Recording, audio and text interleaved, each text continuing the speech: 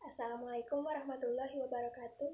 Nama saya Ignatul Islah, NIM T 2018-4071 dari Prodi Pendidikan Guru Madrasah Ibtidaiyah, Fakultas Tarbiyah dan Ilmu Keguruan IAIN Jember. Di sini saya akan menjelaskan diagnostik kesulitan belajar mata kuliah Psikologi Pendidikan yang dibimbing oleh Bapak Hartono. Pertama-tama kesulitan belajar. Kesulitan belajar itu apa sih? Jadi, kesulitan belajar itu adalah suatu kondisi yang menimbulkan hambatan dalam proses belajar seseorang. Nah, hambatan itu menyebabkan orang tersebut mengalami kegagalan atau setidaknya kurang berhasil dalam mencapai pencapaian tujuan belajar. Nah, jadi dari pengertian kesulitan belajar tersebut, bahwa salah satu hal yang bisa dijadikan kriteria untuk menentukan apakah seorang mengalami kesulitan belajar adalah sampai sejauh mana sih ia terhambat dalam mencapai tujuan belajar. Seperti itu. Sesuai dengan kurikulum yang berlaku, tujuan belajar mempunyai tingkatan tertentu yang harus dicapai dalam periode waktu tertentu pula. Karena itu menentukan apakah seorang siswa atau mahasiswa mengalami kesulitan belajar atau tidak, diperlukan suatu tindakan khusus yang disebut diagnosis kesulitan belajar. Nah, diagnosis kesulitan belajar adalah suatu usaha yang dilakukan untuk menentukan apakah seseorang siswa atau mahasiswa mengalami kesulitan belajar atau tidak dengan cara melihat indikasi-indikasinya. Yang pertama adalah nilai mata pelajaran di bawah sedang. Jika ada siswa atau mahasiswa sering mendapatkan nilai 6 atau mendapatkan C, siswa tersebut bisa dikatakan bahwa dia mengalami kesulitan dalam belajar. Dan yang kedua, nilai yang diperoleh siswa atau mahasiswa sering di bawah nilai rata-rata. Indikasi ini juga dapat menunjukkan seseorang siswa atau mahasiswa ini dikatakan mengalami kesulitan belajar. Indikasi ini sebenarnya tidak berlaku mutlak. Di sekolah-sekolah favorit, tempat berkumpulnya siswa-siswa pandai, mungkin saja nilai rata-rata kelas mencapai nilai misalnya 6,7. Siswa yang mendapat nilai 6,4 belum bisa dipastikan mengalami kesulitan belajar, karena walaupun berada di bawah rata-rata kelas, nilai tersebut masih berada di atas sedang atau di atas nilai 6. Dan yang selanjutnya adalah prestasi yang dicapai tidak seimbang dengan tingkat inteligensi yang dimiliki. Misalnya, ada seseorang siswa atau mahasiswa yang prestasi belajarnya itu sedang-sedang saja, tetapi mempunyai tingkat inteligensi di atas rata-rata. Nah, siswa atau mahasiswa seperti ini tuh dapat diartikan juga mereka mengalami kesulitan belajar. Dan yang selanjutnya ada perasaan siswa atau mahasiswa yang bersangkutan. Misalnya, seseorang siswa atau mahasiswa yang memang merasa mengalami kesulitan belajar, mereka mengungkapkan kesulitan belajarnya itu ke pengajarnya, misalnya ke orang tua, guru, konselor atau psikolog atau dan sebagainya. Dan yang selanjutnya adalah kondisi kepribadian siswa atau mahasiswa yang bersangkutan. Seseorang siswa atau mahasiswa dapat dikatakan mengalami kesulitan belajar jika dalam proses belajar mengajarnya siswa atau mahasiswa tersebut menunjukkan gejala-gejala tidak senang. Maksudnya tidak senang adalah tidak tenang, tidak betah diam, dan dia tidak bisa berkonsentrasi, tidak bersemangat dan sejenisnya. Itulah adalah indikasi-indikasi diagnostik kesulitan belajar.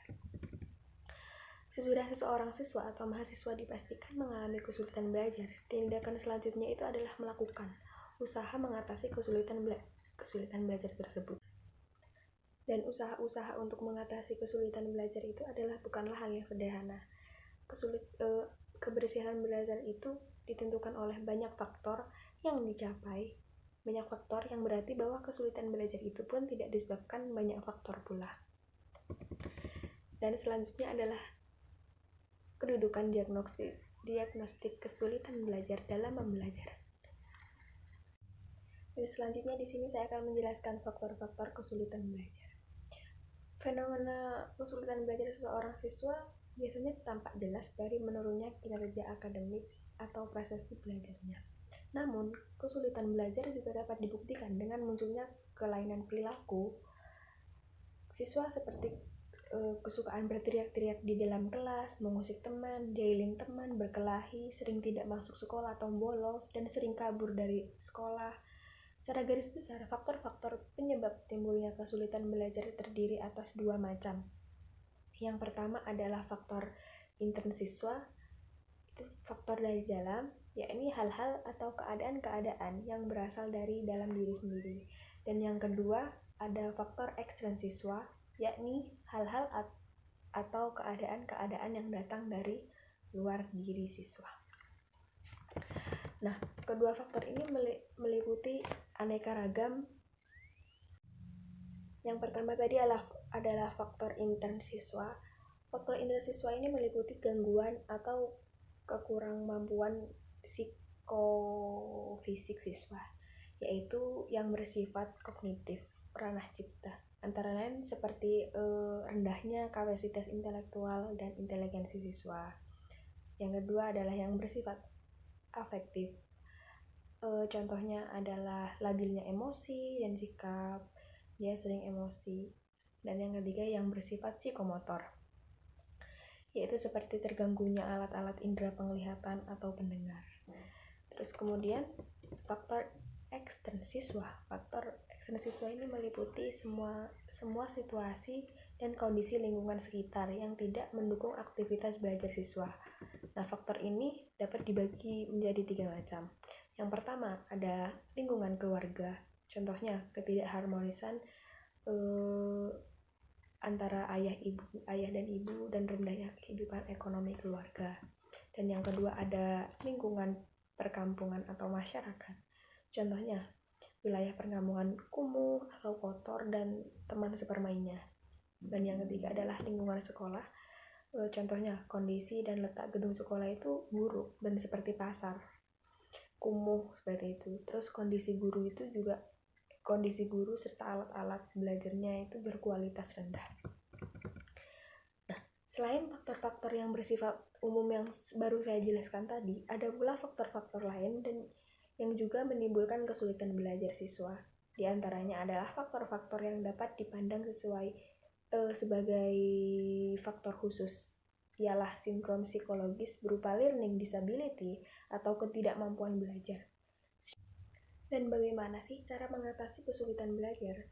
Dan mengatasi kesulitan belajar itu ada langkah-langkahnya. Dan langkah-langkah mengatasi kesulitan belajar itu yang pertama, lakukan diagnostik kesulitan belajar untuk menentukan apakah seorang siswa atau mahasiswa mengalami kesulitan belajar atau tidak. Untuk dapat menentukannya, gunakan indikasi-indikasi sebagaimana yang telah saya jelaskan tadi. Dan yang kedua, pahamilah kembali faktor-faktor apa saja yang dapat mempengaruhi keberhasilan belajar.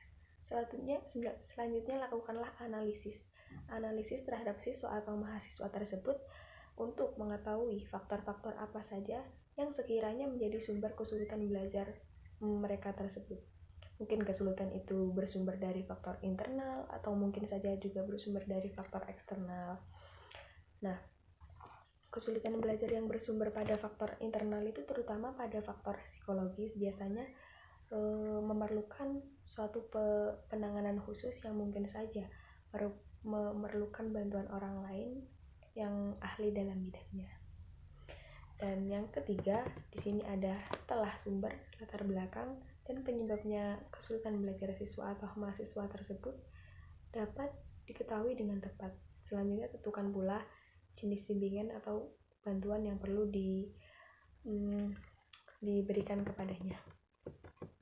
Dan yang selanjutnya adalah sesuai dengan jenis kesulitan belajar yang dialami siswa atau mahasiswa dan jenis bimbingan yang perlu diberikan kepadanya. Tentukan juga kepada siapa kiranya ia bisa berkonsultasi. Mungkin ia mau berkonsultasi dengan orang tua atau guru atau dosen atau konselor atau psikologis dan sebagainya.